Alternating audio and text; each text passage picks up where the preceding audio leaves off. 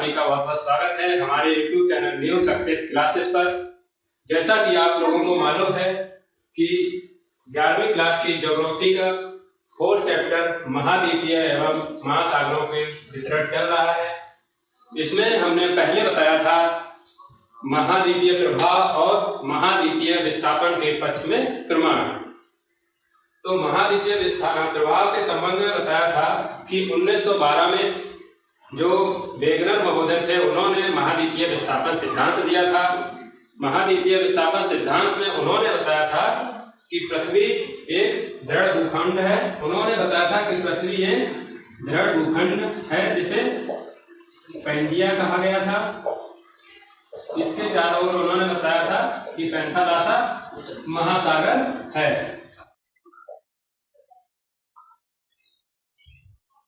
ठीक, उसके बाद क्या बताया इन्होंने कि 20 करोड़ वर्ष बाद 20 करोड़ वर्ष बाद भूगर्भिक हलचल हुई और पेंडिया दो भागों में विभाजित हो गया।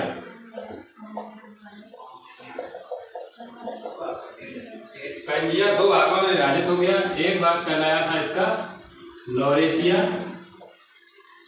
जिसे अंगारा लैंड बोलते हैं, और दूसरा कहलाया था गोंडवाना लैंड। ठीक, और टूटे हुए भाग जब अलग हुए तो इसके बीच में जो पानी प्रवेश कर गया था तो वो कहलाया टेथिस सागर। ठीक, ये वेगनर महोदय ने बताया था महाद्वीपीय विस्थापन के संबंध में। इस सिद्धांत के संबंध में उन्होंने कुछ पक्ष में उनके प्रमाण दिए गए थे। वो थे क्या? महाद्वीपीय एवं महासागरों के तटों में समानता, जीवाश्मों का पाया जाना, टिलाइट का पाया जाना एवं प्लेसर निक्षेप। ठीक, आगे बात करते हैं। आज का जो टॉपिक है वो है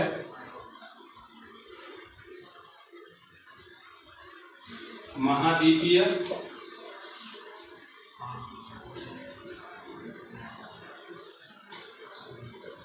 प्रवाह बल। नंबर 2,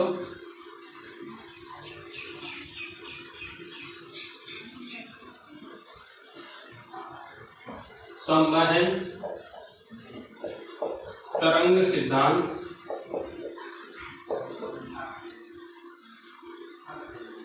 नंबर 3, महासागरीय आधास्थल का मानचित्रण।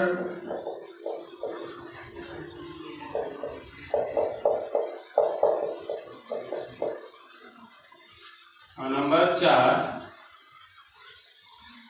महासागरीय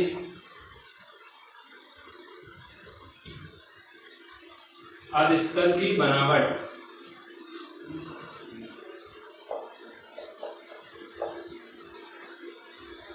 और नंबर 5, भूकंप व ज्वालामुखी वितरण।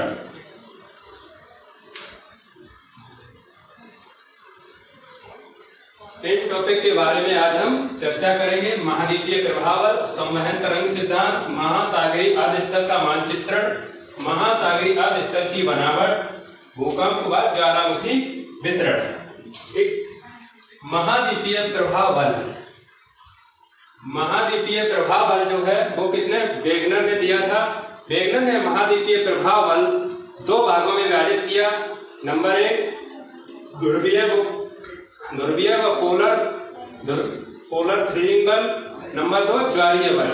ठीक, ध्रुवीय व पोलर थ्रीलिंग बल जो है वो पृथ्वी की घूर्णन से संबंधित है, और ज्वारीय बल है वो सूर्य व चंद्रमा की आकर्षण शक्ति से संबंधित है। ठीक, तो बात कर लेते हैं सबसे पहले महाद्वीपीय प्रभाव बल की।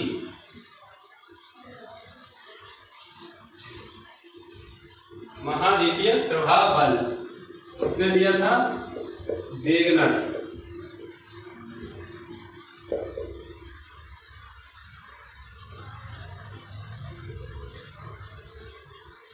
वेगनर ने महाद्वीपीय प्रभाव बल को दो भागों में विभाजित किया था। नंबर 1, पोलर या ध्रुवीय फ्लीइंग बल।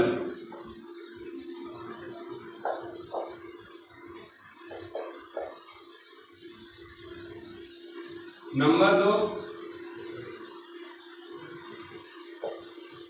ज्वारीय बल।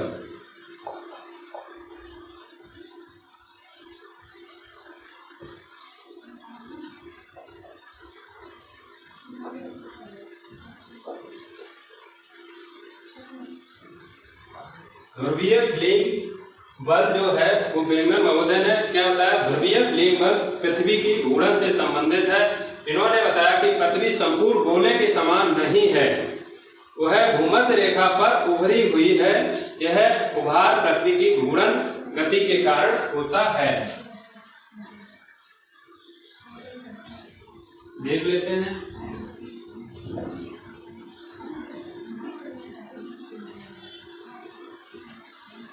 यह पृथ्वी की घूर्णन, पृथ्वी के घूर्णन से संबंधित है।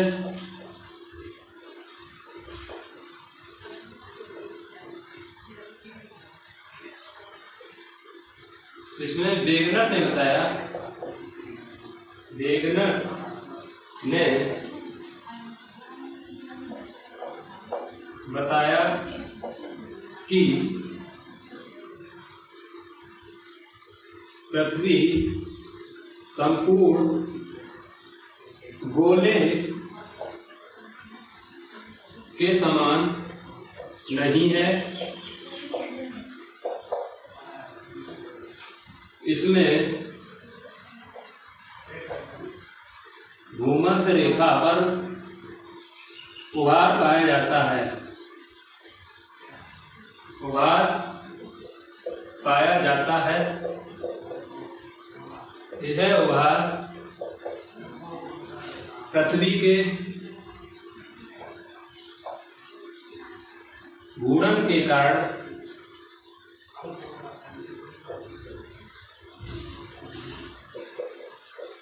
होता है। क्या बताया वेगनर ने? कि पृथ्वी संपूर्ण गोले के समान नहीं है, यानी कि पृथ्वी ये इस तरीके के संपूर्ण गोले के समान नहीं है। इसमें भूमध्य रेखा पर उभार पाया जाता है।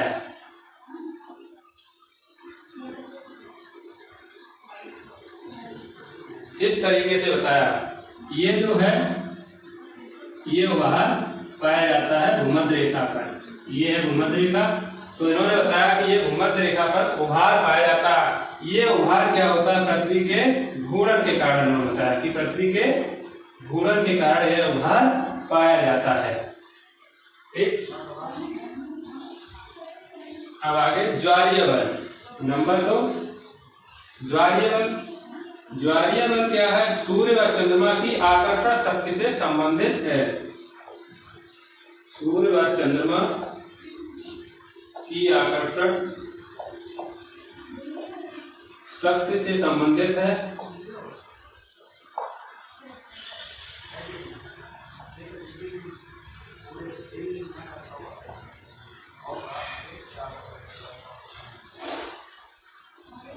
इसमें वेगनर ने बताया कि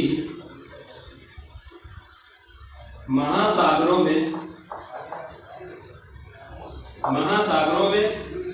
ज्वार उत्पन्न होते हैं।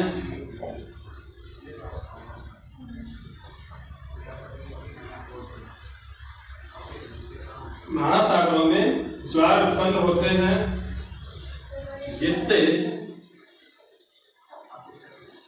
महाद्वीपीय प्रभाव होता है।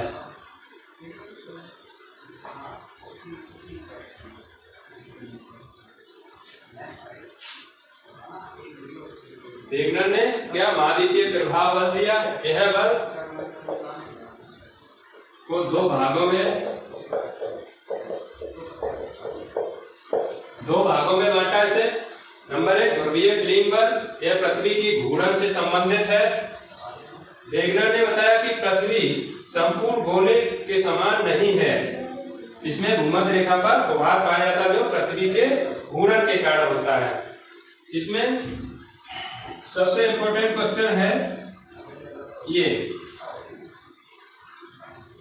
कि वेगनर का ध्रुवीय प्लिंग बल किससे संबंधित है, तो पृथ्वी की घूर्णन से संबंधित। अगला ज्वारीय बल किससे संबंधित है, तो सूर्य और चंद्रमा की आकर्षक शक्ति से संबंधित। वेगनर का जो महाद्वीपीय प्रभाव बल है उसे कितने भागों में बांटा गया, तो 2 भागों में, पोलर ध्रुवीय प्लिंग बल और ज्वारीय बल। ठीक, ये था प्रभाव संबंधी बल वेगनर का। अब बात करेंगे संवहन तरंग सिद्धांत की। संवहन तरंग सिद्धांत,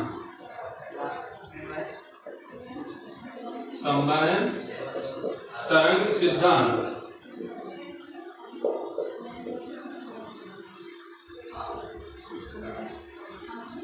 संवहन तरंग सिद्धांत, ये जो संवहन तरंग सिद्धांत है ये 1930 के दशक में होम्स स्वेस ने दिया था और पृथ्वी के आंतरिक भाग में मेंटल में इन्होंने संवहन तरंग की उत्पत्ति की संभावना व्यक्त की थी। इसमें उन्होंने बताया कि पृथ्वी के अंदर जो मेंटल भाग है उसमें रेडियो एक्टिव तत्व अधिक पाए जाते हैं। उन रेडियो एक्टिव तत्वों में ताप की भिन्नता के कारण संवहन तरंगों की उत्पत्ति होती है जो पृथ्वी की प्लेटों की गति का कारण बनती है। देख लेते हैं संवहन तरंग सिद्धांत 1930 के दशक में।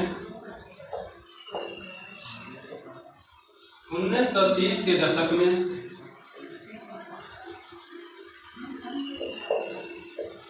होम्स स्वेस ने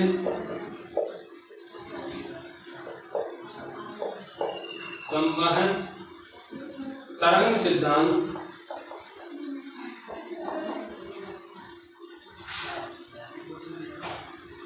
दिया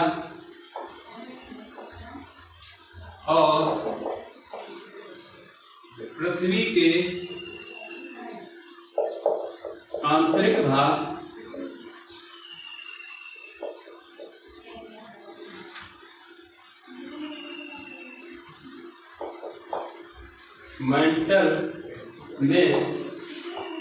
संवहन धाराओं की उत्पत्ति की संभावना व्यक्त की।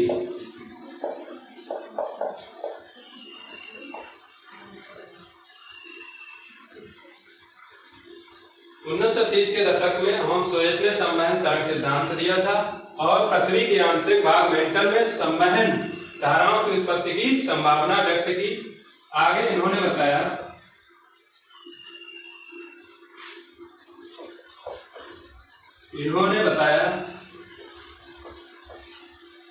कि पृथ्वी के आंतरिक भाग मेंटल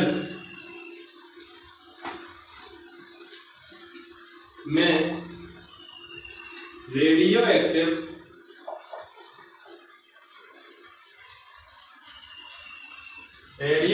तत्वों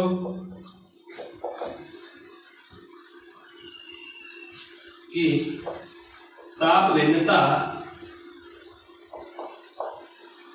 के कारण संवहन धाराओं की उत्पत्ति होती है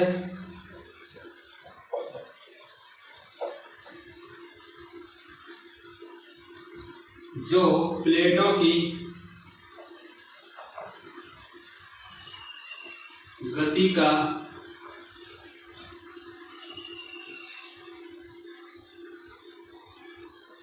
कारण बनती है।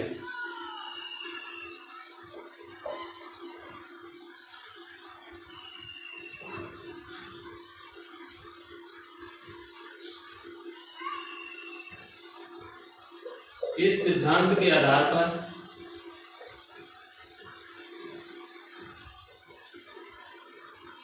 वैज्ञानिकों ने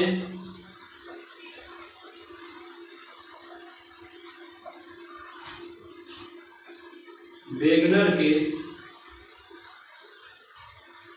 महाद्वीपीय विस्थापन सिद्धांत को नकार दिया।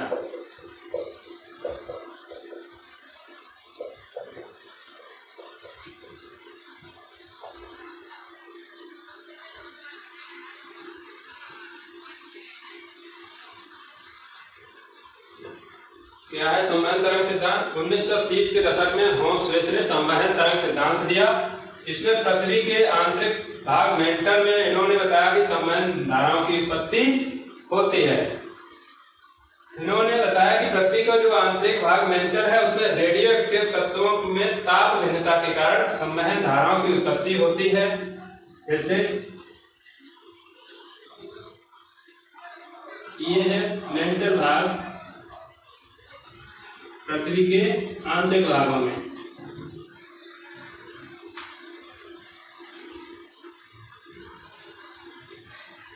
ये पृथ्वी के आंतरिक भागों में मेंटल भाग है। इसमें क्या होता है, ये संवहन धाराओं की उत्पत्ति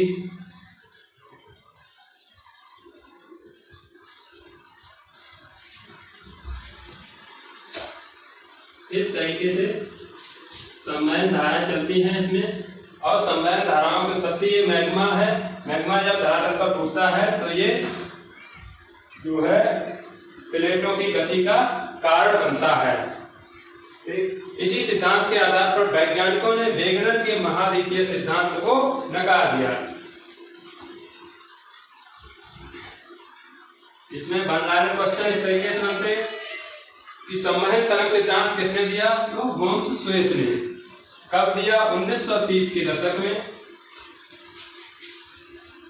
पृथ्वी के आंतरिक भाग में इन तत्वों के दिखता है तो रेडियो एक्टिव तत्वों की ताप भिन्नता का कारण बताया। और वेगनर के महाद्वीपीय सिद्धांत को किसने नकार दिया? तो संवहन तरंग सिद्धांत। आगे अब बात करेंगे महासागरीय अर्ध स्थल का मानचित्र। महासागरीय अर्ध स्थल का मानचित्रण।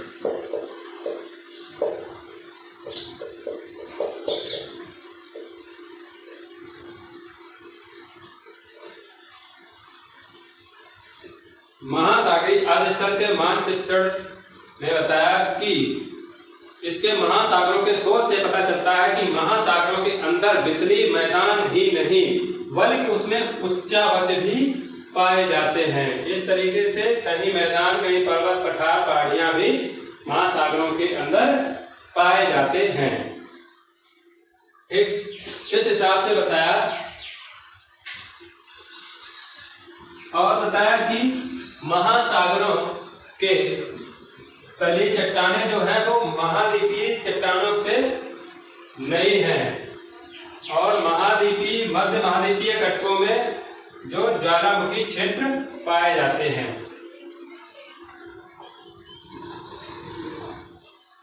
महासागरीय अर्ध स्थल के मानचित्रण में लिखेंगे अंदर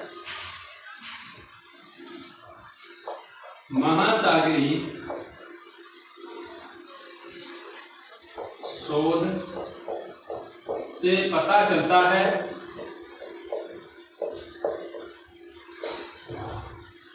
कि महासागरों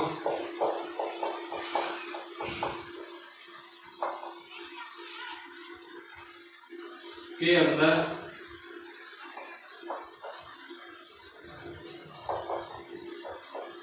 मैदान ही नहीं वरन उच्च उच्चावच भी पाया जाता है।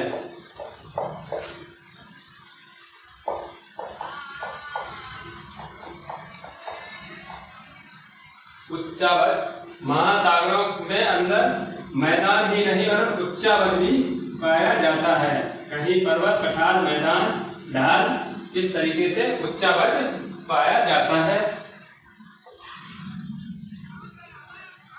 मध्य महासागरी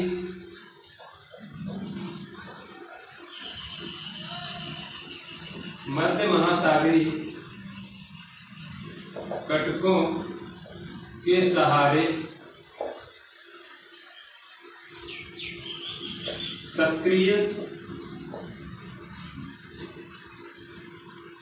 सक्रिय ज्वालामुखी क्षेत्र पाया जाता है।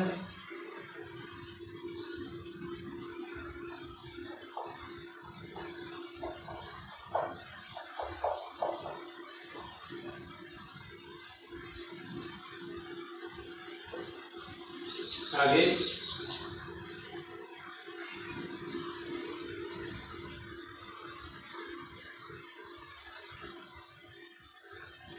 महासागरीय तलीय चट्टानें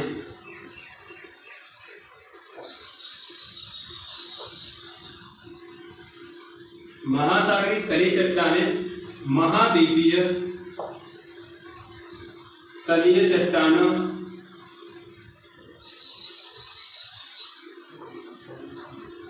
की अपेक्षा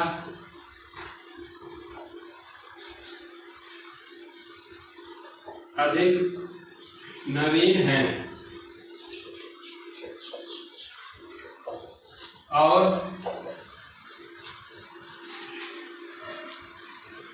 कटकों के दोनों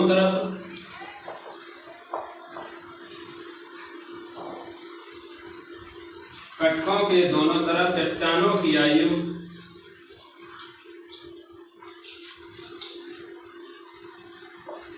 व रचना समान है।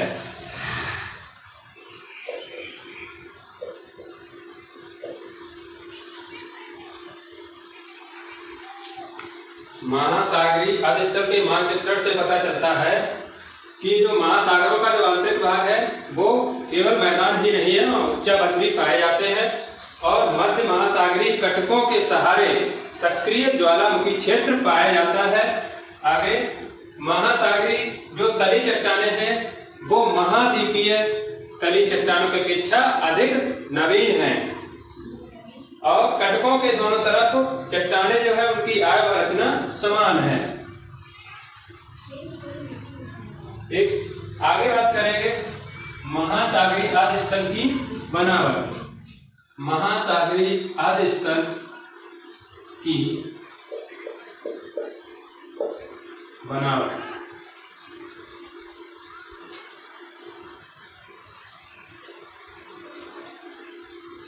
गहराई व उच्चावच के आधार पर महासागरीय अधिस्थल की बनावट को 3 भागों में विभाजित किया गया है।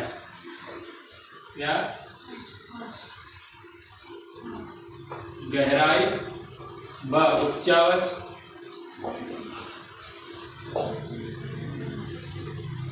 के आधार पर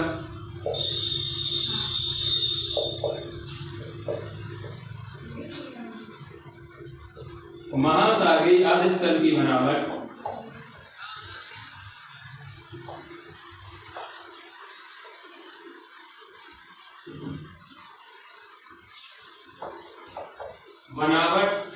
को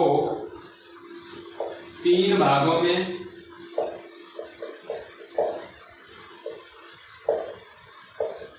विभाजित किया गया है।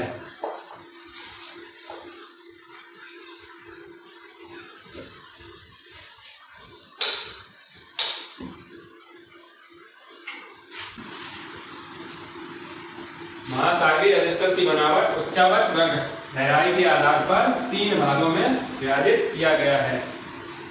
नंबर 1 महासागरीय सीमा।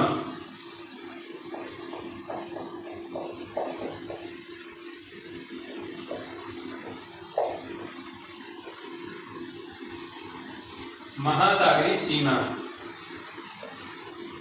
महासागरीय सीमा जो है वो महासागरीय किनारों व वितलीय मैदानों के बीच का भाग है। देख लेते हैं। यह महासागरीय किनारों व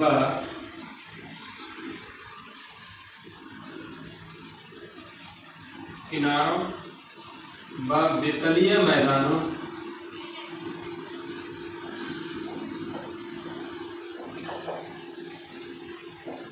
के बीच का भाग है।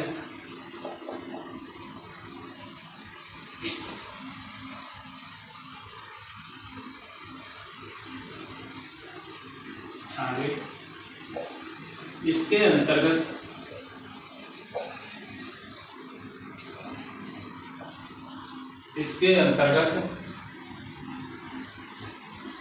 महाद्वीपीय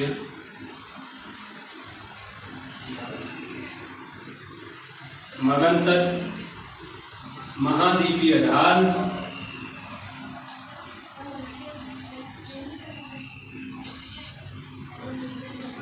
महाद्वीपीय भाग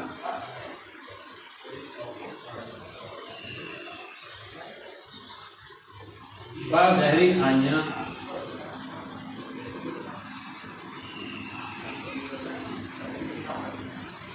पाई जाती हैं।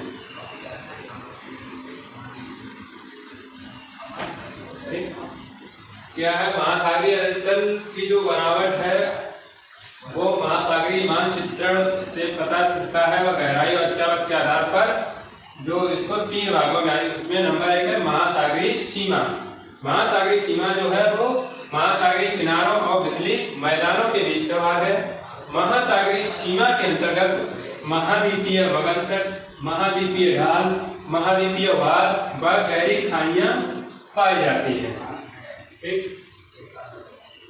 महासागरीय जो अधस्तर की बनावट है उसकी जो अधिक से अधिक जानकारी है वो अच्छी जानकारी महासागरीय खाइयों से पाई जाती है। अब हम आगे बात करेंगे नंबर 2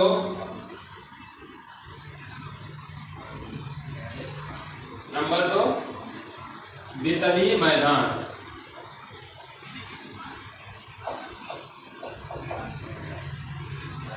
ठीक, वितलीय मैदान। ये वितलीय मैदान क्या है?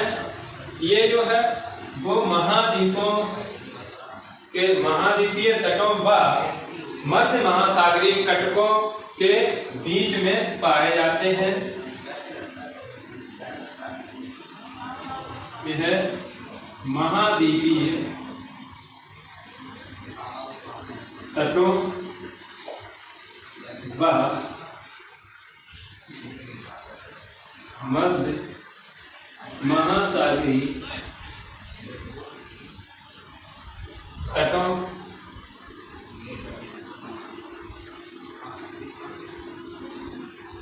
यह महाद्वीपीय तटों व मध्य महासागरीय कटकों के बीच पाए जाते हैं।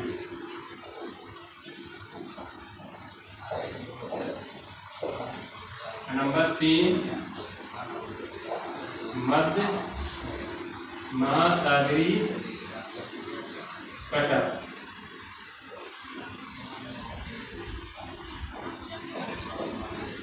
मध्य महासागरीय कटक क्या होते हैं? महासागरों में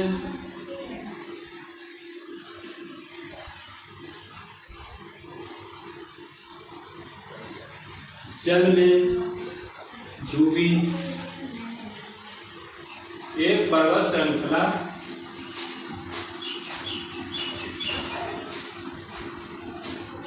है। मध्य महासागरीय कटक है वो महासागरों में डूबी एक पर्वत श्रृंखला है। तो ये हो गया महासागरीय अधस्तर की बनावट। उच्चावत के आधार पर अधस्तर की बनावट को 3 भागों में विभाजित किया गया था। कौन कौन से? महासागरीय सीमा, नंबर 2 वितरणीय मैदान और नंबर 3 मध्य महासागरीय कटक। अब आगे बात करेंगे भूकंप एवं ज्वालामुखी वितरण की। भूकंप एवं ज्वालामुखी वितरण की।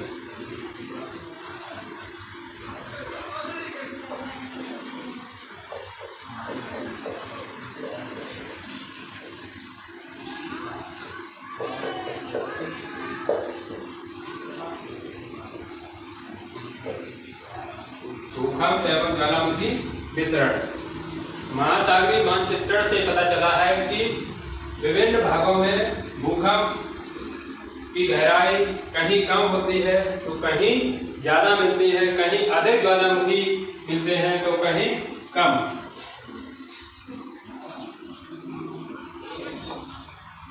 तो इसके मेन पॉइंट है वो देख लेते हैं। मध्य महासागरीय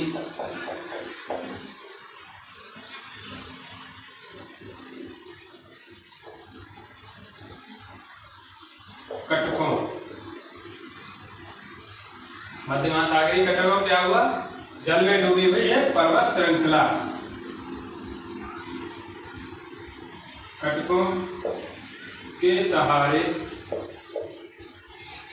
भूकंप केंद्र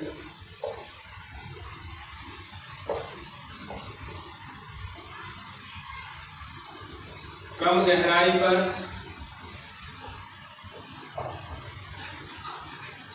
व अल्पाइन हिमालय पट्टी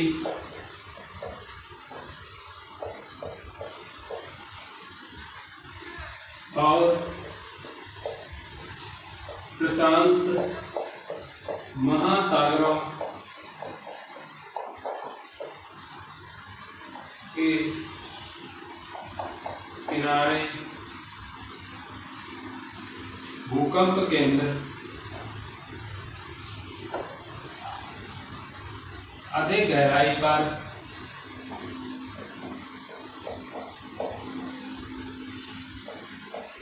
पाए जाते हैं।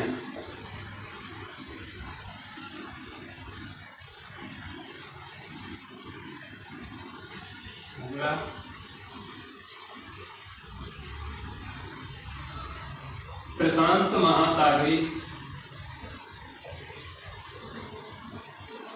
क्षेत्रों के किनारे सक्रिय ज्वालामुखी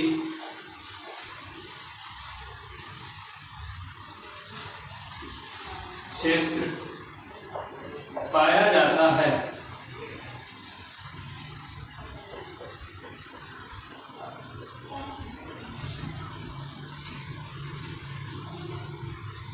जिसे रिंग ऑफ फायर कहते हैं। रिंग ऑफ फायर कहते हैं। भूकंप एवं ज्वालामुखी वितरण में मुख्य पॉइंट है मध्य महासागरीय कटकों के सहारे भूकंप केंद्र क्या होते हैं? कम गहराई पर पाए जाते हैं। क्योंकि ये जैसे कि मध्य महासागरीय कटक क्या है? ये सागरों के अंदर, महासागरों के अंदर एक पर्वत श्रृंखला है। तो उसके जो महासागर के अंदर गहराई होगी, गहराई में कम वैसे भी भूकंप केंद्र कम गहराई पर होंगे। और जब हिमालय है, हिमालय के ऊपर पहाड़ियों से नीचे भूकंप जो केंद्र होगा वो जो है अधिक गहराई पर ही होगा। प्रशांत महासागरीय क्षेत्रों के किनारे सक्रिय ज्वालामुखी क्षेत्र पाया जाता है जिसे रिंग ऑफ फायर कहते हैं।